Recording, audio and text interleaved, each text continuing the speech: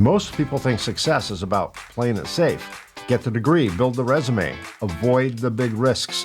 But what if that thinking is exactly what keeps people stuck? What if in today's world, safe is actually the riskiest move you can make?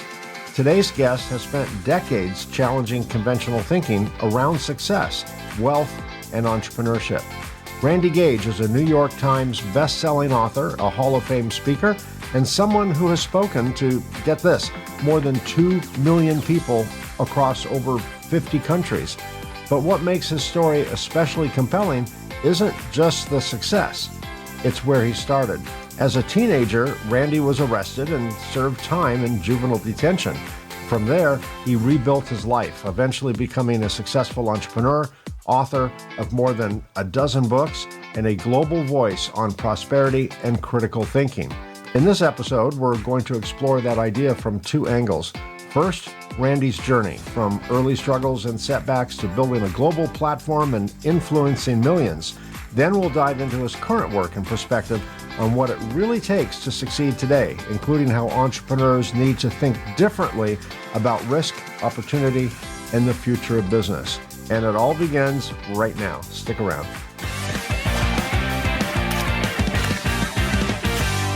Randy Gage, welcome to the show. I'm really excited about our conversation.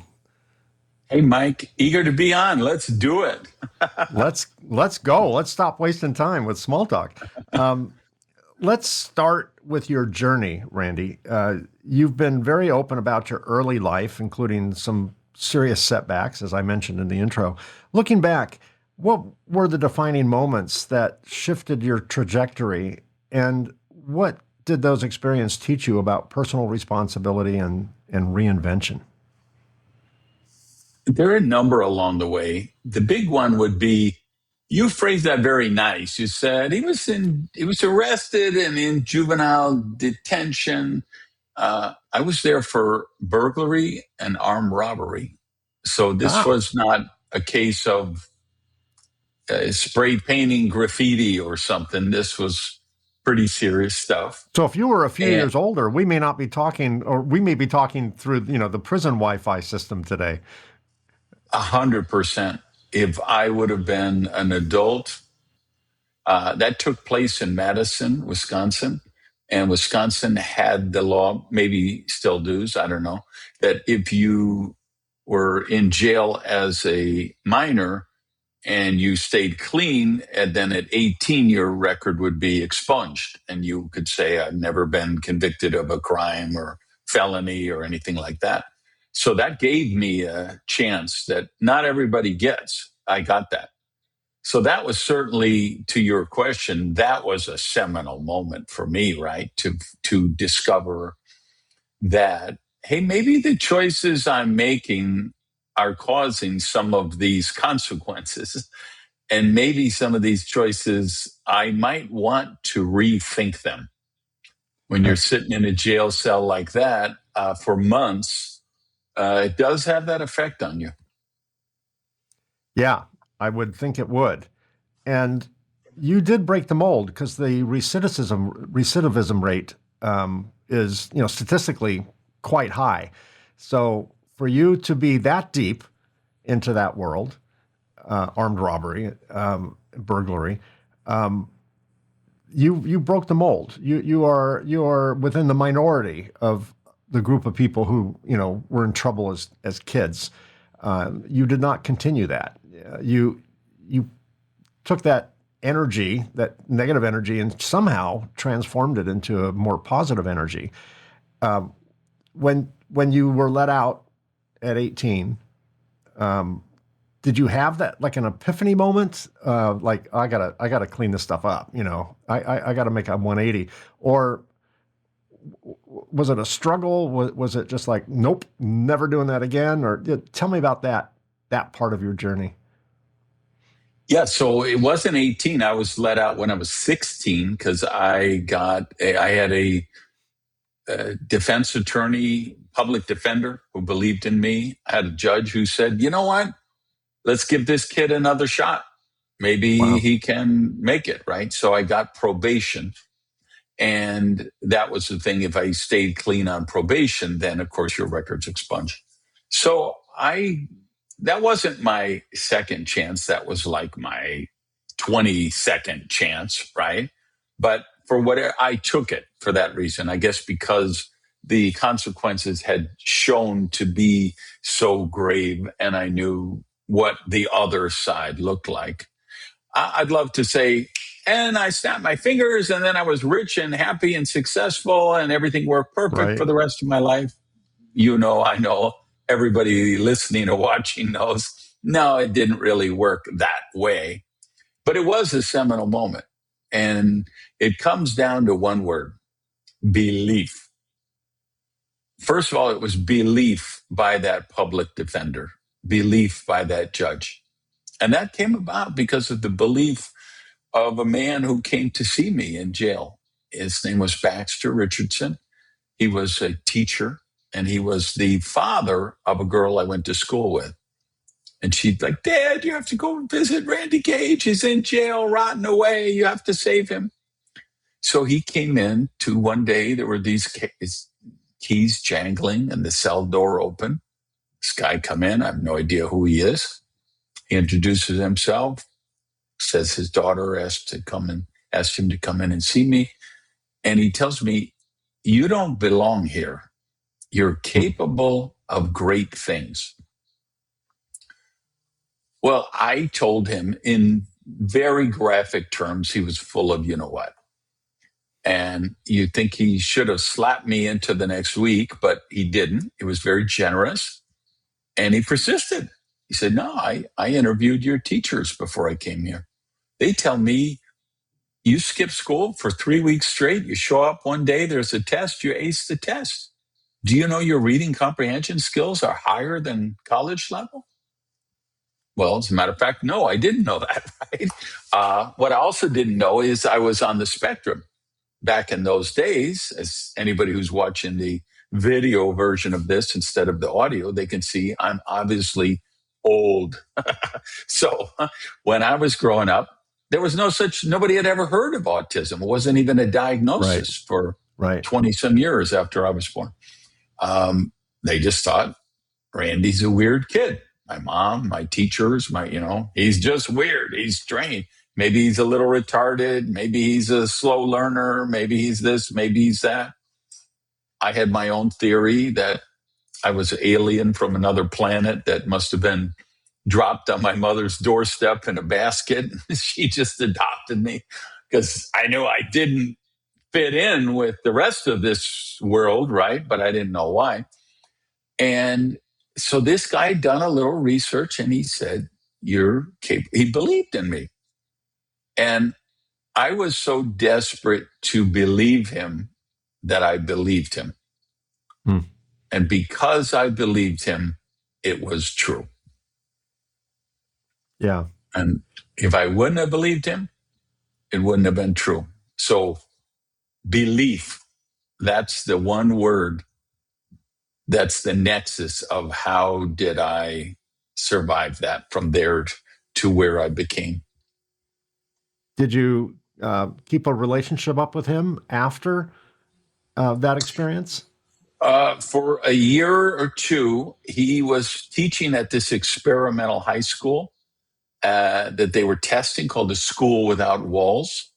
Had like a home base, but then like if you Yep. wanted to be an electrician, you would go and apprentice with an electrician or a plumber or whatever. Yeah. And students could actually teach classes there. So I taught a class on contemporary political science, which, if you got a teacher to be your advisor, you could teach. So I asked him to be my advisor for that. And so I kept in touch then, but then I dropped out of school after that. Wanted to work full time. I had left the house when I was 15 and just told my mom. I had a single mom trying to raise 3 kids by herself. And I had been into drugs and alcohol. And so, it was such a difficult scenario for all of us.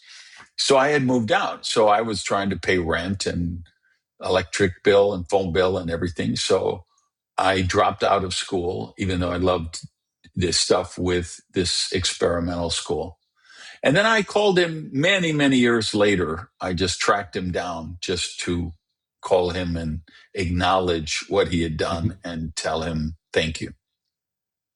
Oh, that's great. So since then, you've built a global platform speaking to millions of people, which I speak publicly regularly. That's part of what I do now. Um, but I can't say millions of people. I'd say easily thousands of people, but millions is a whole different category. Where was there a moment when you felt like you truly made it? Like, okay, I'm Randy Gage, I'm there. Um, or did success feel more like a series of incremental breakthroughs over time? I had always affirmed I hated being poor as a kid. I Hmm. despised it. That's what led me to armed robbery stuff. Felt so bitterly angry and jealous at people who had money and were wealthy and prosperous in other areas of their life. And so I always had said, I'm going to be a millionaire by the time I'm 35. And of course, the power of goals and intention and whatever you want to call it, I became a millionaire at 35.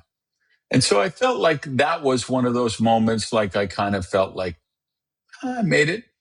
Uh, but I still had imposter syndrome scenarios along the way and still wondered how much was enough and still felt insecure. When I got inducted in the Speaker Hall of Fame, that was a kind of a acknowledgement from my peers, like, okay, this maybe I really have made it. When my first book hit the New York Times bestseller, and it hit everything. It hit New York Times, Wall Street Journal, Publisher Weekly, USA Today, number one money book. I mean, a lot of, so then I was like, okay, maybe I really am a writer and Maybe it's author. true. Yeah. Maybe what they're saying Yeah. about me is true. Yeah. So there are moments along the way where, uh, because if you're insecure the way I started out, you do look for that acknowledgement externally instead of internally.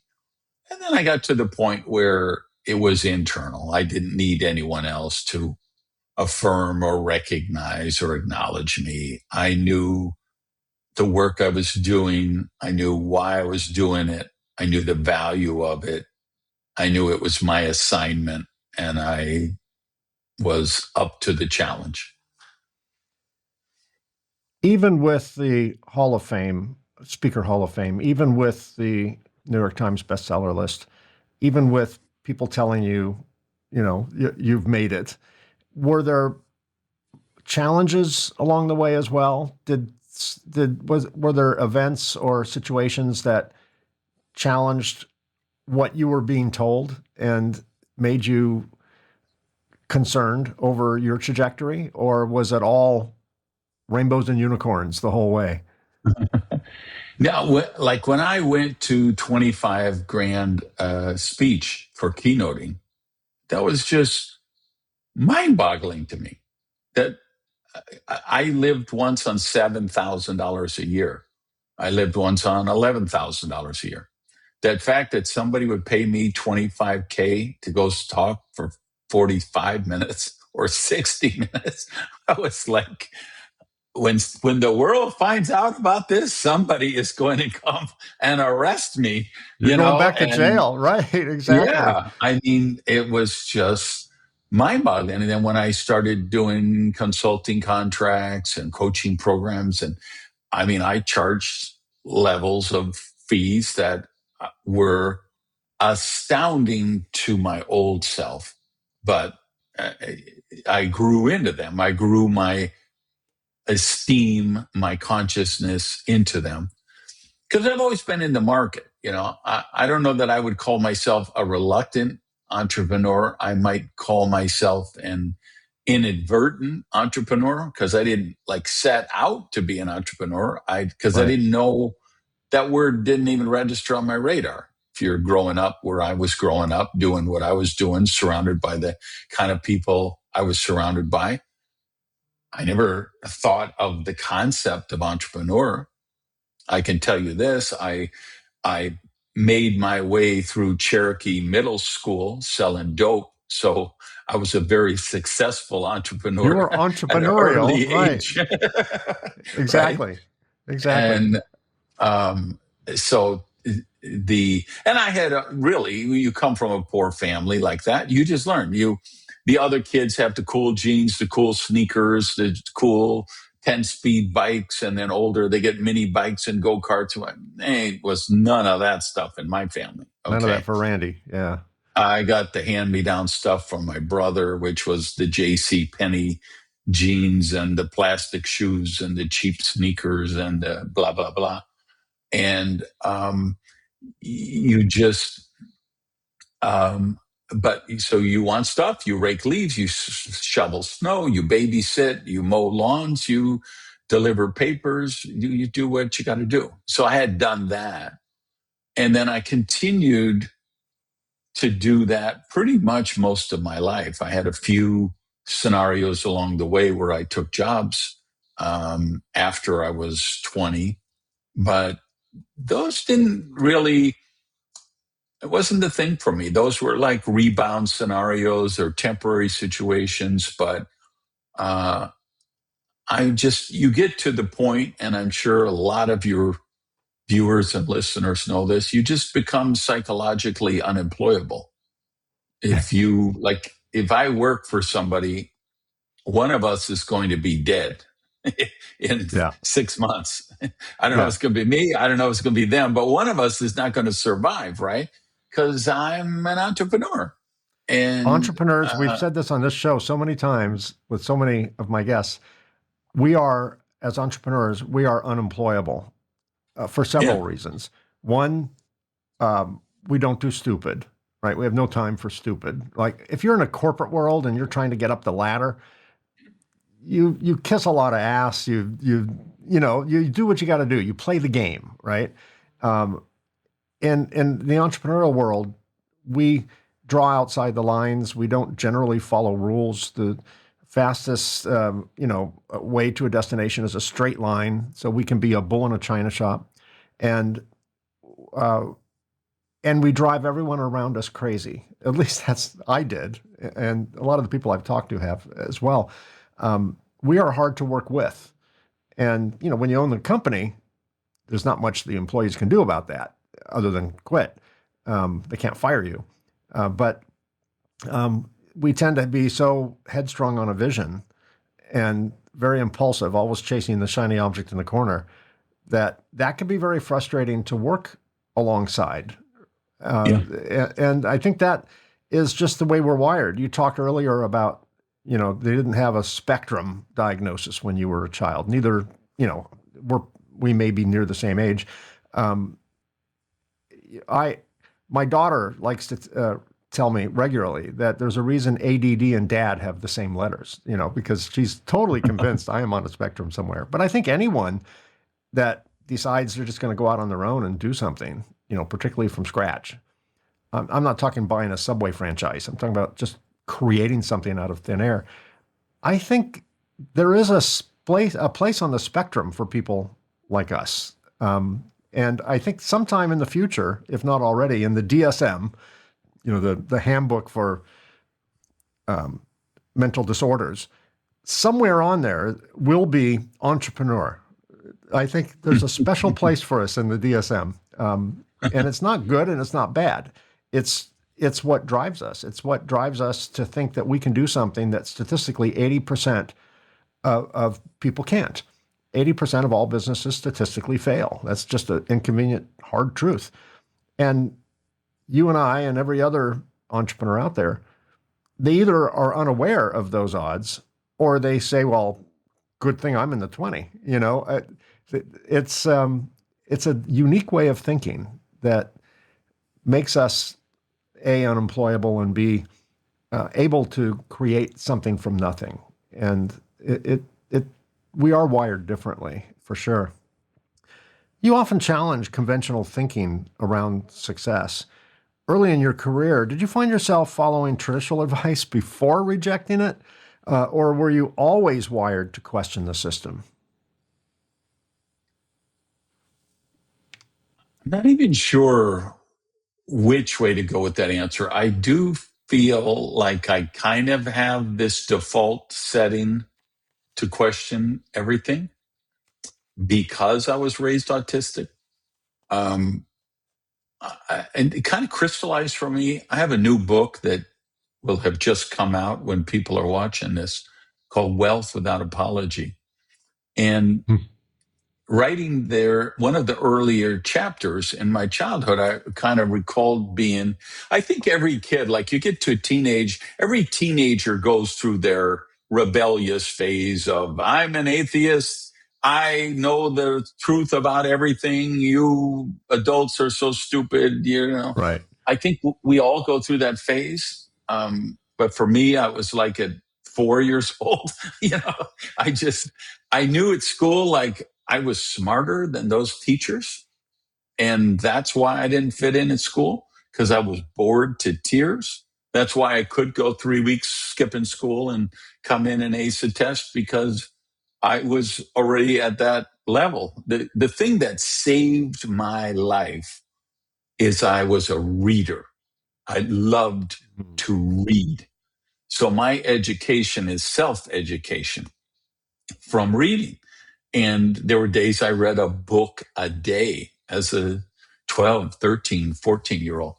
And I started with the Hardy Boys and Nancy Drew mysteries and Agatha Christie novels and things like that. Graduated to Robert Ludlum and Trevanian and, espionage thrillers and things. I didn't really discover like self-development and nonfiction stuff until I was like 20. It's But interesting. I All the did. examples you're giving are crime-based novels. You Yeah. understand that, right? Yeah. Yeah. Yeah. That's was what I was reading as a kid. Yeah, exactly.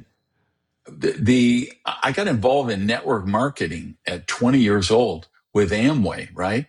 So back in the day, when you joined Amway, they had this book of the month program you had to read and tapes of the week you had to subscribe. Some of you listening, you're going to have to Google this, but we had these things called cassette tapes, and you would subscribe and you would get two a week. And they were kind of rah-rah motivational stuff. But the books were like Think and Grow Rich, The Magic of Thinking Big, The Richest Man in Babylon. I had no idea those kind of books existed.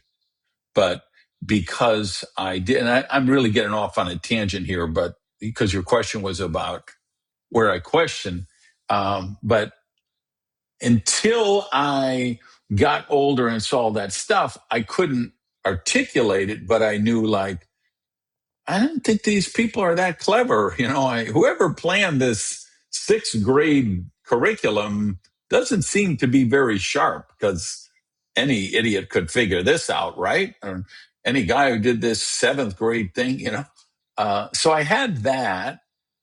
Life humbles you, right? Because then when you get out in the real world, I'm like, why would I pay the electric bill when I want to go to Pizza Hut and have a pitcher of Pepsi and a large, pizza with Ed, my best friend, and whatever? And the light company's like, oh, we don't care. We just turn off the power. And then we're not going to turn it back on until you bring us the money. Or Yeah, the then landlord just puts a yep, eviction notice on the door, right? you'll And have to have so leftover pizza in the dark.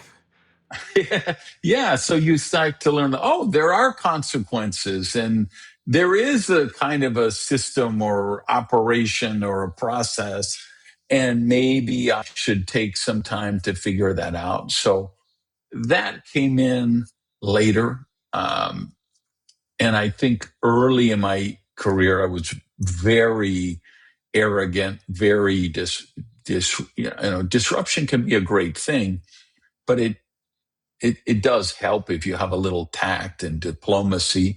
I think I was really lacking that very early in my career. So I would just come in and let's blow up everything, because I knew how, I knew a better way. And then, like I say, life kind of humbles you a little, and then you can kind of throttle some of that back and say, listen, it's okay to question the premise. And let's always question the premise.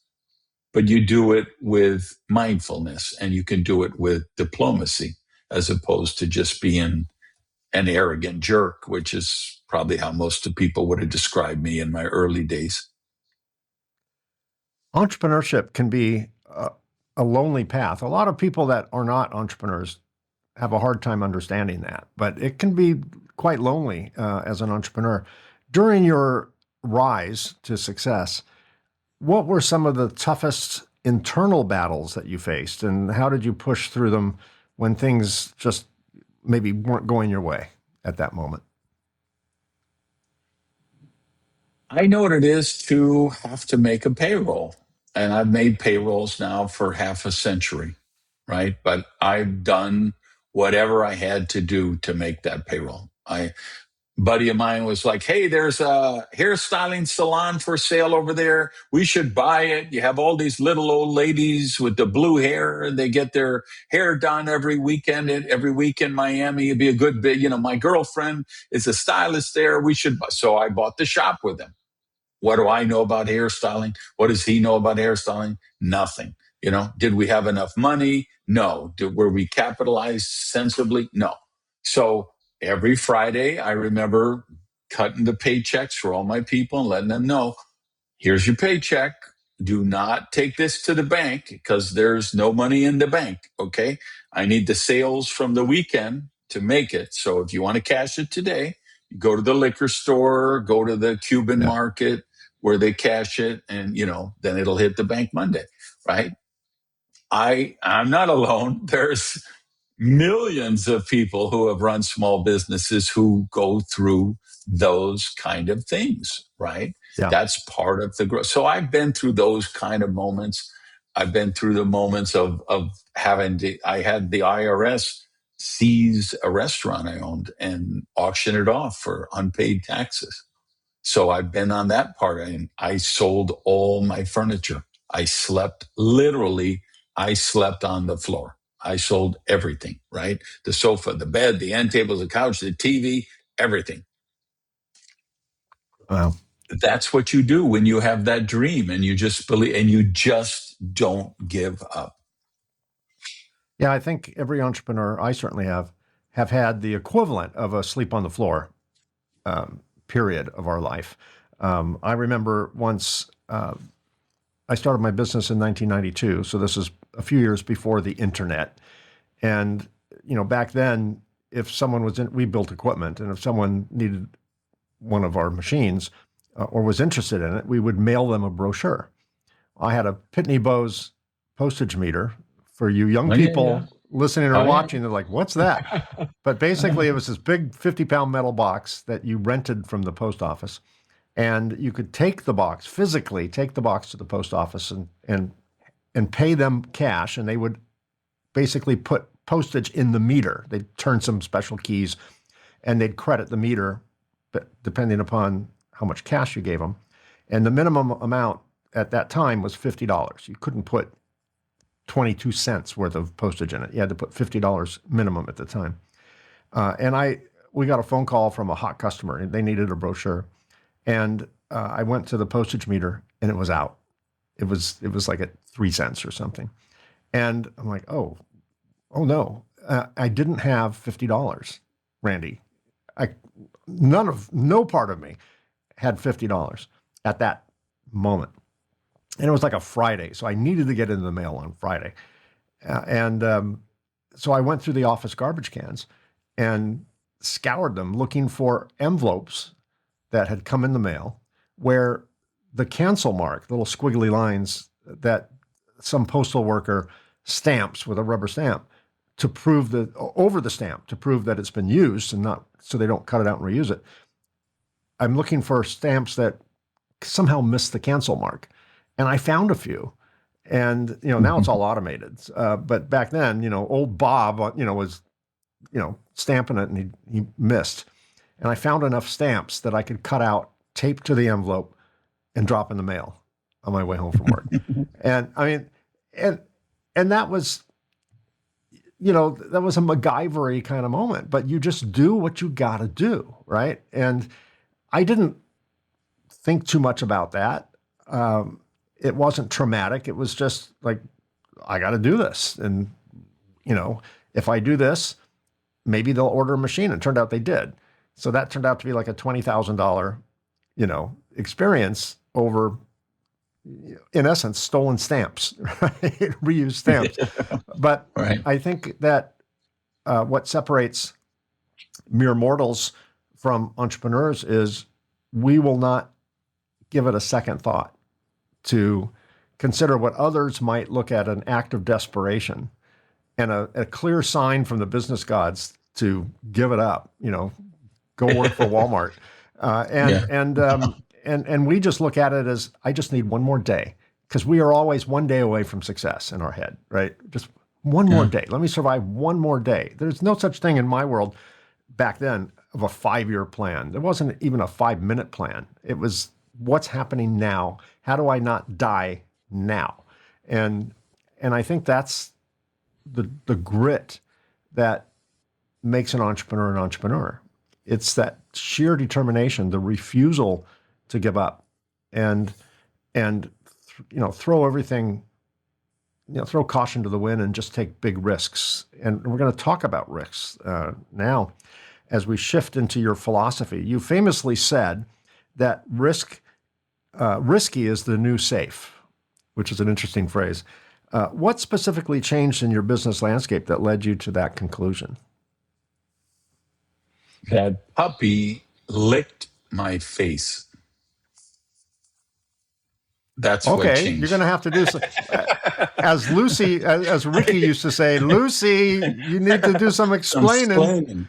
Some Some splaining, splaining. Lucy. Yes. You have some Explain that to me, explaining Lucy. to do. uh, I was coming back. I conducted a leadership retreat in Phuket, Thailand. I'm in the airport lounge in San Francisco to connect with my flight back to Miami. There's a lady with a little carrier. She opens it up. She has a puppy in there. I love animals. I love especially dogs. I go over and I say, excuse me, is it okay if I play with the puppy? She says, sure. He's a clone. Well, I think that's a pretty funny joke. So I laugh. Oh, yeah, yeah. And she says, no, he's a clone. We're bringing him back from South Korea, where he was incubated in a test tube. And she was serious. And they happened to be on my flight to Miami. And they were sitting in the back. And people kept going back and talking to them from there. Like maybe it was the family, the dog's owner was in first, and there were other people in the back. I don't know, but there was. And then I got out at the airport at MIA. I come off the plane and go to the where you go for the luggage and everything, and there is a phalanx of cameras, reporters, and thing. And I'm thinking, well, I did a pretty good speech in Thailand, Here but comes I didn't Randy. think it was I didn't think it was that good. But they weren't there for me. They were there for the puppy because that was the first cloned puppy that came to the United States. And I'm telling you, that puppy licked my face, was so adorable. It was exactly like the most playful puppy that you would rescue from a shelter. And my whole world blew up at that because, I mean, I'd heard they'd cloned a sheep in Dubai, supposedly, and there was cloning going on, but that's like abstract shit. That's like test tube stuff. This puppy licked my face. Right. That turned into the book Risky is the New Safe, which was like number 2 New York Times, number 6 Publisher Weekly, number 1 Wall Street Journal, number 1 USA Today. It's translated in like 50 different languages. And it was a manifesto I wrote for entrepreneurs about just based on what started with this experience of cloning and then asking the question, what else is just around the corner? because any futurist will tell you the future's already here. It's just not evenly distributed yet, right? Right. Cloning was already here. So I wrote a book about all these crazy things that people thought I was insane. Uber and Lyft, the rideshare concept, and this crazy idea about cryptocurrency and Bitcoin, and that I predicted the country was going to leave the EU. And I made all of these predictions. So I remember doing the book tour and TV and radio, and they thought I was lost my mind. Sure. Now, the book came out in, I think 2013. I wrote it at the end of 2012. It came out in 2013. And I look back on it now and I'm like, well, I'm all out of contrarian hot takes because they all came true. Whereas Not so at crazy. the time I was talking about, we're going to be able to take a vacation on the moon. People are like, you really think we're going to be able to vacation on the moon in our lifetime? And I was always like, that's the wrong question. You know, what's a better question? Who owns the moon? Like, what? Like, well, we went there, we put a flag there, and and then, China went there or Russia went there. If they knocked down our flag and they put their, how are we going to populate the moon without all these territorial wars like we did here on Earth? And they'd say, do you really believe you're going to be able to have a beautiful home on the floor of the ocean? And again, I'm saying that's the wrong question. The better question would be, what is the price of ocean floor real estate going to do to the price of oceanfront real estate? That's a much more interesting question to me.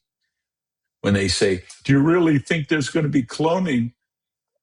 A more interesting question to me is, so if Jones and Son Hardware on Main Street wants to clone a few more kids to save on the labor costs, how does that look? What does that look like around the Thanksgiving table if there's 4 clones, son? How does that work at driver's license renewal when you go in to get the picture? The DNA is the same. These things? How are these things going to work in a society? And so that took me off on this whole tangent and wrote that what's been a manifesto for entrepreneurs. And really my work has been zeroing in on entrepreneurship ever since then. Because my ultimate goal is I want the world to be more prosperous. I believe the way we make the world more prosperous, we make people more prosperous. We're not going to do it with entitlement. We're not going to do it with charity. We're going to have to empower people. We're going to have to inspire people. We're going to have to teach them the principles of free enterprise, entrepreneurship, self-responsibility. And that happens one person at a time. And I just feel like anybody can create prosperity if you set your mind to it, if you follow the kind of things I teach. I have a accelerator program, coaching program, my books, things like that. But I just feel like entrepreneurs can manifest prosperity easier and faster than employees, because I just think the platform is more conducive to that. That doesn't mean you can't. I mean, if you're Michael Eisner and Disney says, hey, we'll pay you $70 million a year to run Disney or whatever he made, God only knows. That's a pretty good paycheck, right? You could scrape by on that if you clip some coupons and get some BOGO specials. Yeah. Right. But I just think everything else being equal, it's easier to do as an entrepreneur. So my work is skewed more that way. A lot of entrepreneurs listening or watching this episode are trying to manage risk and not embrace it. How should they rethink risk in a practical way without being reckless? Great question, because I think it's easy to fall into bumper sticker philosophy, fail forward, fail faster, fail more. But there is some ethos behind that. There is some truth behind that. The difference, I think, when I started as a young entrepreneur is I started a business and I would go, just bludgeoning whatever I had to, trying to win until finally I succeeded, or finally I failed. Like when the IRS came and seized the restaurant and auctioned it off. The difference I have today is, wait, well, I'm just going to do what all the Silicon Valley startups do, what all those other JC funded ventures do. They pivot. They go out there, they get it in the marketplace, they move fast, they break things. It works out or doesn't work out. If it doesn't work out, they make a pivot. So, like in my coaching program, I was beating up my mentees. I think last month, and we do a monthly group coaching thing, and one of the things I was kind of beating them up in a loving way was, I don't hear enough failure in this group. I don't hear enough people who tried stuff and it didn't work. And I believe you can't scale, you can't make it to the really breakthrough stuff without making some mistakes along the way. Like, I'm a professional speaker, right? Really, I'm an entrepreneur. That's my core, right? But I'm an author, 16 books now. I'm a professional speaker, or spoke to more than 2 million people, right? So you'd say, oh, he's a successful author. He's a successful speaker. But the truth is, I probably created 30 different public seminars that never did. I had an idea. I'm going to offer this 2-day boot camp on this, or this 3-day weekend program on that. I put it out to the marketplace and the market said, looks interesting. Yeah. And nobody bought. Yeah. And I just say, okay, I don't think the market's ready. So I sent out an email, to the 17 people who registered. Hey, thanks for your registration. Appreciate your support and your belief. The market really doesn't seem excited by this. So here's your refund. Decided not to go forward with the program. I've done that with seminars. I've done that back in the day when we had like CD albums or audio albums, things like that, video albums. I did the same thing. Like, I'm not afraid to go to market, take an idea there. And if it fails, it fails. Okay, so what? I'll pivot and I'll move on to the next thing.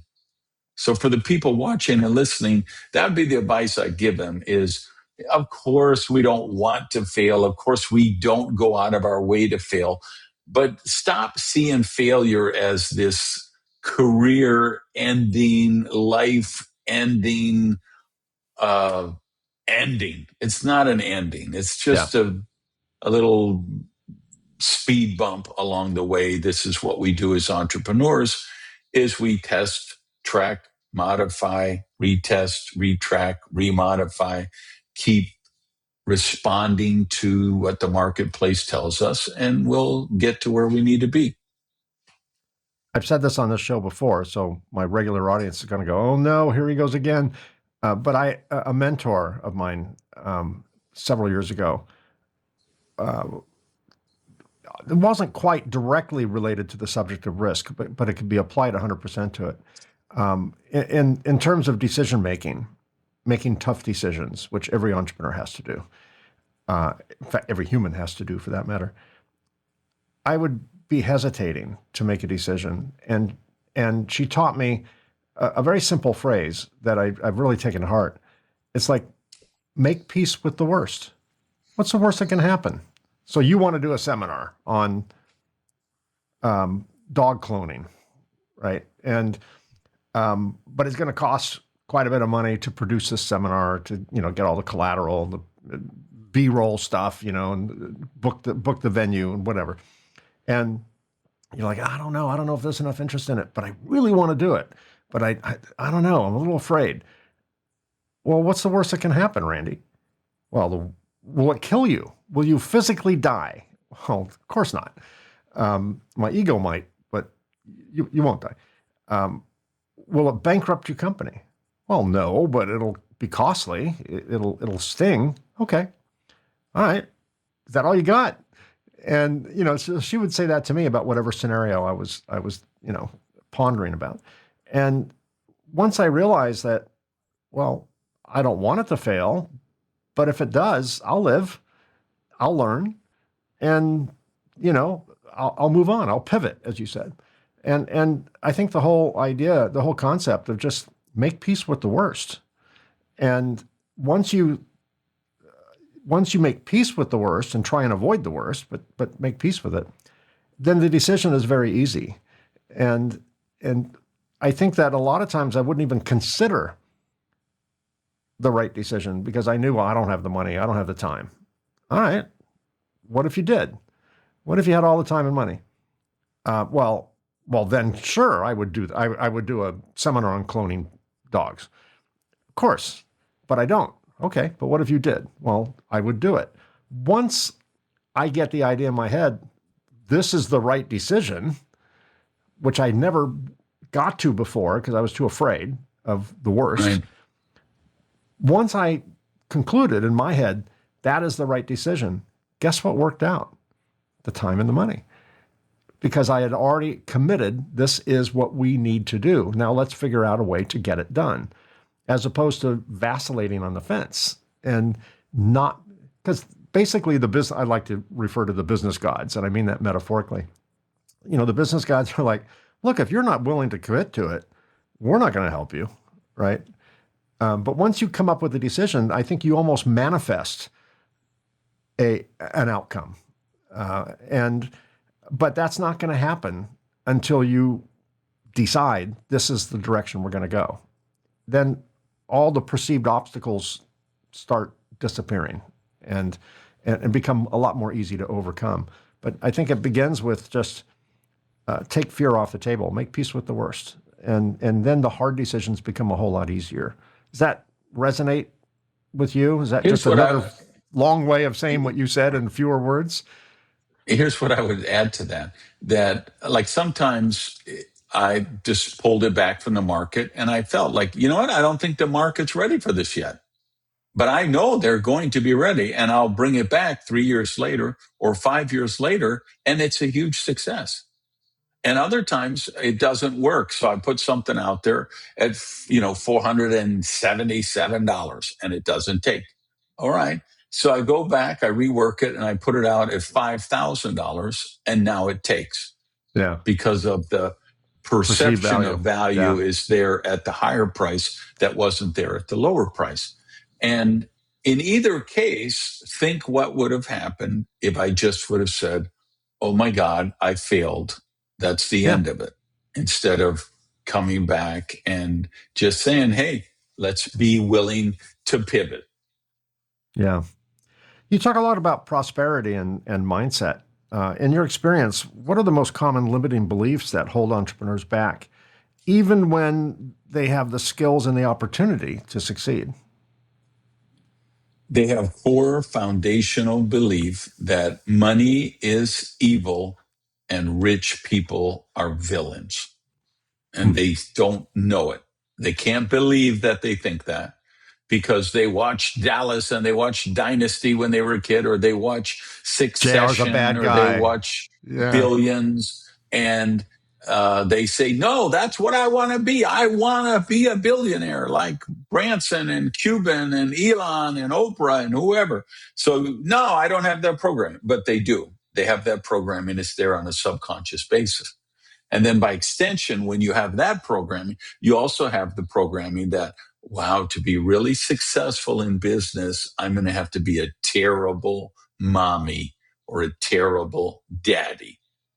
And you also, by extension, have the programming. Oh, if I'm going to run a successful business, that means I need to exploit my employees. I need to pillage and plunder the environment.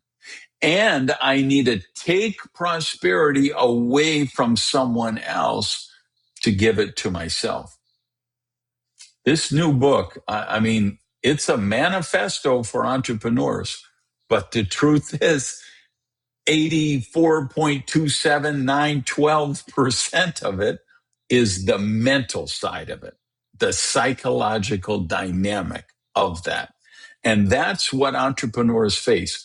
And I go into a chapter and verse in the book, right? What you get from podcasts, TV, radio, the internet, books you read, movies you go to, operas. I can go back 2,000 years ago to mythology. I can go back to Puccini operas from a couple hundred years ago. I can go back to whatever generation you are, boomer, millennial, centennial, whatever. I'll show you. Here's the shows that were instrumental when you were growing up. Here's what was on TV. Here's what the blockbuster movies were. Here's what the best-selling books were. Here's what the best-selling top 40 songs were. And then I show you the subliminal programming in them. Money is bad. Rich people are evil. It's noble to be poor, or it's spiritual to be poor. As what we've got, all of us, but particularly entrepreneurs, you have to go in and discover those limiting beliefs you have. You have to blow them up, and you have to replace them with beliefs that empower you. So this is what I'm doing with my clients all the time. They're stuck, right? I have like a middle level of my coaching program. And to get out of that, you have to earn more than $1 million a year. And there are so many people, they cannot break that ceiling. They're just stuck because as soon as they get there, they self-sabotage. They get a multi-million-dollar contract. There are 2 locations turns into 12 locations. There, whatever has the breakthrough, whatever. And then their subconscious program says, oh no, you're going to become one of those evil, mean, nasty, rich people. You better self-sabotage this so you still be a good human, so you still can get into heaven, so your loved ones will still love you. And they don't even realize it's self-sabotage. Yeah, absolutely. We're about out of time, so I just have 2 more questions. You've written extensively about Mad Genius. I think that was a book title of yours, wasn't it? Yeah. Yeah. How can someone listening or watching this episode identify their unique genius and actually turn that into a viable business or career path? Read Mad Genius. Okay, That's start kind with the of book. Yes. yeah, start with the book. That's really the whole context of the book, because I do believe everybody has genius in some way or another. Lang Lang has mad genius on the piano. Okay. Stephen Curry has mad genius on the basketball court. Taylor Swift has mad genius doing what she does, right? We all have it in different areas. And the line between genius and insanity is a very skinny one, a very slim line, right? So that book, I kind of break down people like Mark Cuban or Richard Branson or people like that. How do they think? I've been fortunate enough to work with billionaires because of the work that I do. And I got some amazing, helpful lessons from working with billionaires. And I got some amazing lessons of what I would never want to do working with billionaires, right? And again, it's always the mental side of the equation, right? The first principles. So for someone who, if you wonder if you have mad genius, there's no need to wonder. You definitely have mad genius. You just want to find the avenue and say, okay, where can I add value or solve problems with my mad genius? And that's the path you want to go down. Oh, excellent. Last question. How did you define success when you first started your change of attitude after the law issues in your youth, after you started building a career, or before you started building the career? How did you define success then, and how do you define it now? In the beginning, I thought it was money. So, okay, once I'm a millionaire, then I know I've got it. And then when I was a millionaire, I was like, okay, I really need $10 million. And then I know I'm safe, I'm secure, I really got it. And then when I got $10 million, I'm like, I got to get to 100 million. And then, of course, there's always somebody with a bigger yacht. Sure. You will learn that at some point, right? So how I define it today is, and this is actually in that new book, Wealth Without Apology, 4 quadrants. Quadrant 1 is resources. That's where money and material things live. Quadrant 2 is wellness, health and wellness.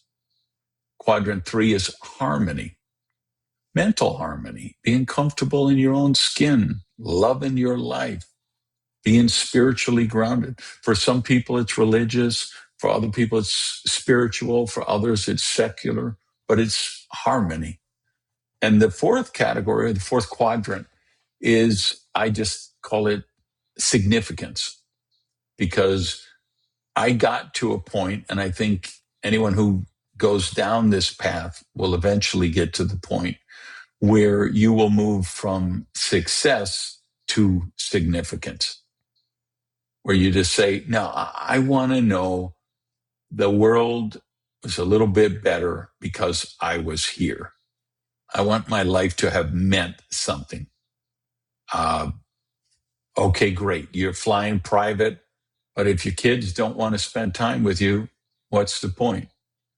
Okay, great. You're worth $340 million, but your marriage is a disaster, or you're two big arches away from a diabetic coma or a heart attack. What's the point? You want to, you never be, it's not like those life coaches who teach you're going to be 25% exactly in every area. And that's nonsense. Okay. In the real world, it's how you mindfully navigate those things. So for me, it's 4 quadrants, right? One of the quadrants, my mother is now 86 or 87 now, maybe. I used to go home every year. This year I went home 4 times because I realized if I only go home once a year, I might only see her 3 more times. I might never see her again, right? If you do the math, right? If Sure. you say, I go every year. Okay, look at the statistics, right? So what? So you, and everybody in this, if you're not, you'll get to the point where you have some elderly parents or elderly grandparents, or that you're a caretaker for, or you'll have a special needs child that you're a caretaker for, right? Life gives us curveballs all the times. And so you may mindfully choose, hey, I'm launching my new company right now. You make a deal with your family. Hey, guys, I'm going to be working 65, 70-hour weeks. I got to get this thing off the ground.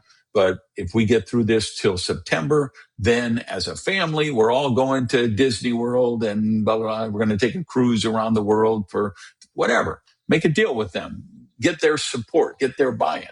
And then other times you're going to get out of your business and say, hey, I got an elderly parent who's, literally one of my dear friends for like 35 years. I got a call 2 weeks ago, brain bleed. They're rushing her to the hospital to do surgery. My brother died of that exact situation, right? So I knew how serious that could be. I sent a text to Sam, my executive assistant, cancel everything. I'm running to the airport, get me a flight to Philadelphia, and I'm on my way. I threw some stuff in a suitcase and go. There's no, I had a Zoom meeting or, I know how silly that stuff is in regard to the real stuff, the stuff that matters, right? Right. You get that perspective, and then you realize, hey, here's a free resource, by the way. That's just for your question exactly. Right on the homepage of my website, it's a PDF. It's randygage.com. Free PDF, the 7 elements of an abundant life. That would be a great resource for everyone. It kind of looks at the holistic picture of prosperity and success. Excellent.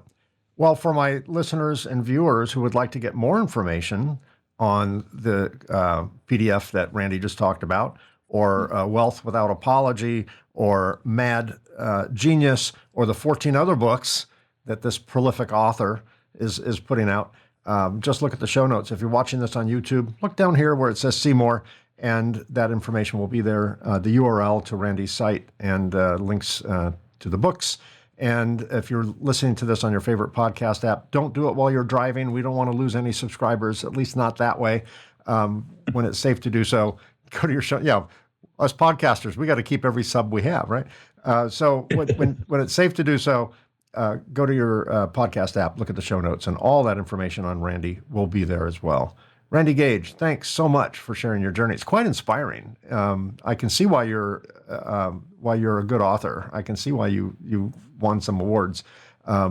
You're very effective at taking information which some might think is a little unconventional and normalizing it and making it sound like it just makes perfect sense, almost like a duh moment. So I think that's something so important. We talked off air about how in the early days when I was building my business, it was all risk. I mean, when you start from nothing, you have nothing to lose. So you throw everything at the wall and you bet the farm. I mean, almost literally, you bet the farm. And then as you start getting that experience of success and the taste of success, now you got something to lose. And it's like a race car driver that once they get off the line, they start taking their foot off the throttle a little bit. And the winners keep their foot pedal to the metal. And I'm not suggesting that we engage in reckless risk. I think there's a savvy approach to risk, and you've talked about that in your work. But I think by eliminating risk, we eliminate opportunity, and it's risk that got us to where we are. And if we want to continue that trajectory, then we have to be smart about risk, and we have to embrace it when it makes sense. And I think a lot of entrepreneurs are too afraid to lose what they've spent so much time and energy, blood, sweat, and tears building. So they take their foot off the gas, and that is basically where they plateau. So I think that your unconventional approach to normalizing risk is well needed to be heard in entrepreneurial circles. So thanks for doing that. I appreciate it. And thanks for being my guest, and continued success on your 16 books and, or 32 books or 132 books or whatever it is you do over the next several years. And I'm glad to see that I'm not at the other end of an armed robbery with you on the other side. I'm glad to see you turned your life around and done something good for the world. I think purpose-driven companies, I think statistically, I don't have stats to back it up, but I think statistically are more successful than companies that really their only purpose is to make money. So I agree with you there. I'm sure that's the case. Yeah. So I love when I talk to entrepreneurs on the show that have something greater than the sum of its parts. I think that really makes a difference. So thanks for doing what you do. Thanks for being my guest. And I know my audience and me got a lot out of it. So Randy, I appreciate you. Thank you, Mike. Peace, everybody. And that's a wrap. Thanks for being part of our Reluctant Entrepreneur family. We've been very busy recording future episodes with fascinating guests, so be sure to subscribe to get notified when new episodes drop. If you're an entrepreneur or know someone who would make a great guest, we'd love to hear from you. Visit reluctantentrepreneur.podcast.com, where you can apply or recommend a guest, or just learn more about the show. And a couple of shameless plugs. I've started a new series under the Reluctant Entrepreneur brand. The new series is called Reluctant Lessons, where businesses went wrong. On this series, we dig into high-profile business failures and the story behind it all. So far, we've profiled Rubbermaid, Kodak, Blockbuster, BlackBerry, DeLorean Motor Company, Toys R Us, and many, many more are in production. There's no shortage. Check those and other episodes out on this channel. And if you're interested in my book, The Reluctant Entrepreneur, Anatomy of a Business Startup from Uncertainty to Unstoppable, it's available in paperback and Kindle on Amazon, and as an audiobook on both Audible and Amazon. And to everyone listening or watching, if you find yourself stepping into entrepreneurship, whether by choice or by circumstance, remember this: sometimes the path we never planned becomes the journey we were meant to take. Thanks so much for being here. I appreciate all of you. I'll see you again soon.